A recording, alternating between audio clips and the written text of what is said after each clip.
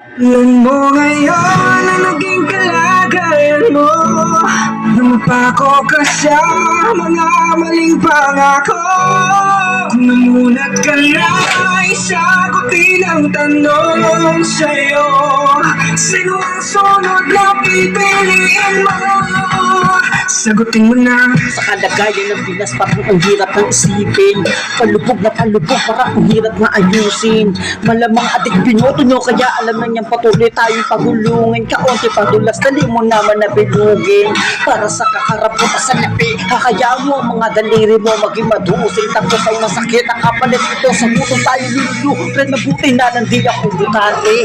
Kasi ayoko dumating yung panahon ako ay magsisisi. Sino nga ba napapagay sa upuan? Wala kakapos sa katanungan. Kung sino man manalo, syempre talo pa rin tayo dito kalaunan. At kumakain ka man ngayon, General Bato, hindi ko sana mabulun. Teka, yung tukol kasi hindi ko may lagyan yung pagtutuunan.